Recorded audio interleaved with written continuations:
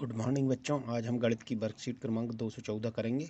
इसमें आपको विभिन्न कथनों को बीजीय व्यंजक के रूप में व्यक्त करना बताया गया है बताया गया है। जैसा कि आप पहले वाले कथन में देख रहे हैं, किसी संख्या के दुगने से दो अधिक।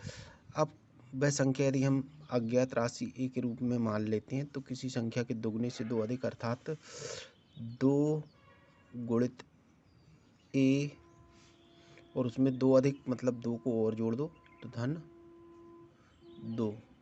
तो इस प्रकार से इसको व्यक्त कर सकते हैं, 2 गुणित ए धन 2। इस प्रकार से हम किसी संख्या के दुगने से दो अधिक को व्यक्त करेंगे। इसी प्रकार से किसी संख्या के दुगने से दो कम, तो 2 गुणित ए और उसमें से 2 कम कर देते हैं तो ऋण 2। इस प्रकार से आप बहुत ही आसानी से कर सकते हैं। इसी प्रकार से फिर दिया है वर्तमान तापमान ए सेल्सियस से 4 सेल्सियस कम, तो ए सेल्सियस से 4 सेल्सियस कम अर्थात ए माइनस ऋण 4 सेल्सियस। इस प्रकार से आप व्यक्त कर सकते हैं। मनोज अपनी माँ की सहायता अपनी बहन द्वारा की गई सहायता से 2 घंटे कम करता है। अब बहन द्वारा की गई सहायता को यदि हम ए माने तो मनोज द्वारा की गई सहायता बहन की सहायता से 2 घंटे कम करता है, अर्थात बहन की सहायता यदि ए मान लेते हैं तो इससे 2 घंटे कम अर्थात ए ऋण 2। ये मनोज के द्वारा माँ की सहायता हुई।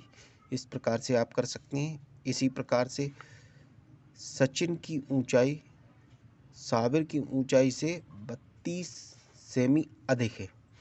सचिन की ऊंचाई साबिर की ऊंचाई से 32 सेमी अधिक है, तो साबिर की ऊंचाई यदि हम ए मान लेते हैं तो सचिन की ऊंचाई हो जाएगी ए धन 32 सेमी।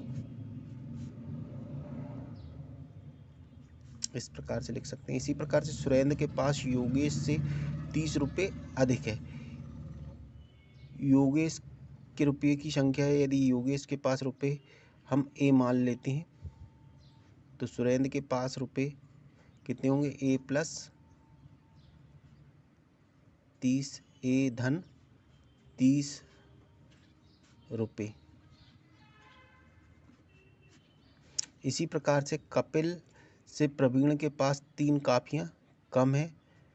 प्रवीण के पास कापियों की संख्या हम ए मान लेते हैं तो कपिल के पास कापियों की संख्या ए ऋण 3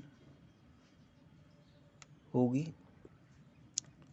इसी प्रकार से अनीता का बेटा उससे 27 वर्ष छोटा है। यदि अनीता की आयु हम ए मान लेते हैं तो उसके बेटे की आयु जो होगी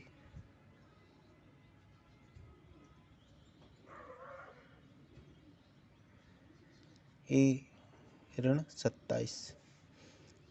इस प्रकार से हम कर सकते हैं बहुत ही आसानी से। पूजा के पास ममता से 3 पेन अधिक हैं। ममता से 3 पेन अधिक, यदि ममता के पास पेनों की संख्या ए मान लेते हैं तो पूजा के पेनों की संख्या हो जाएगी ए प्लस 3। इस प्रकार से आप बहुत ही आसानी से कर सकते हैं। गणित की वर्कशीट क्रमांक 215 में आपको बीजीय व्यंजक में चर और अचर की अवधारणा को समझाया गया है। अब जैसे ये बीजीय व्यंजक दिया 3x, तो इसमें चर कौन सा है और अचर कौन सा है ये आपको अलग अलग करना है। तो हम आपको बता देते हैं कि चर वे पद होते हैं जो कि प्रायः अज्ञात होते हैं एवं जिनके मान को आप बदल सकते हो, वे क्या कहलाते हैं, चर। और अचर वे पद होते हैं जिनके मान स्थिर होते हैं एवं जो ज्ञात होते हैं वो अचर कहलाते हैं, जिनके मान को हम नहीं बदल सकते। तो अब ये बीजीय व्यंजक में आपको चर और अचर अलग अलग करना है। जैसे इसमें दिया हुआ x जो है वो चर है, ये हम लिख देते हैं। ये 3 जो है वो अचर है। इसी प्रकार से 4 जेड में जेड जो है वो चर है और 4 जो है वो अचर है। इसी प्रकार से 2 ए में ए जो है चर है और 2 अचर है। इसी प्रकार से कोई अन्य ले लेते हैं, 3 वाई ले लेते हैं, तो ये जो वाई जो है वो चर है और 3 जो है अचर है। इसी प्रकार से 5 सी ले लेते हैं, तो ये जो सी है वो चर है और 5 जो है अचर। इस प्रकार से आप बहुत ही आसानी से चर और अचर को अलग अलग कर सकते हैं। अब दिया हुआ है माचिस की तीलियों की सहायता से अक्षर एल, ये एल का प्रतिरूप हम बोल सकते हैं। प्रश्न क्रमांक 2 में देखेंगे, माचिस की तीलियों की सहायता से अक्षर एल, ये कोण बना है, कोण का चिन्ह है, इसको एल कर लेना है आपको।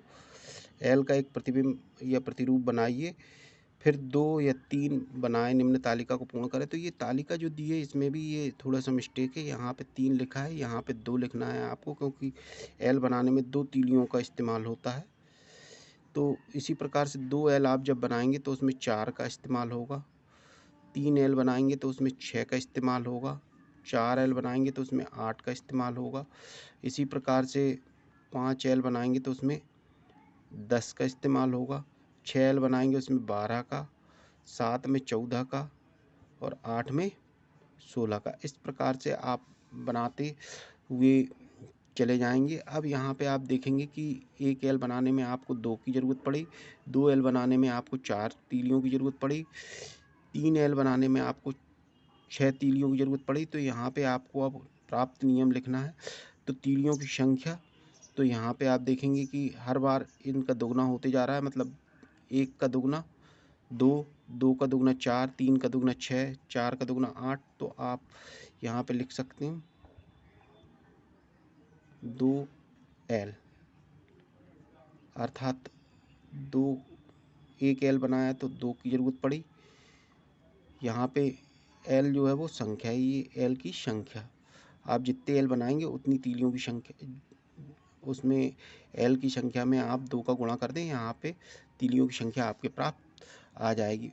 उपरोक्त अनुसार अन्य अक्षरों को बनाने में प्रयुक्त तीलियों की संख्या आवश्यकता अनुसार नियम प्राप्त करें। इस प्रकार से आप अन्य को भी कर सकते हैं।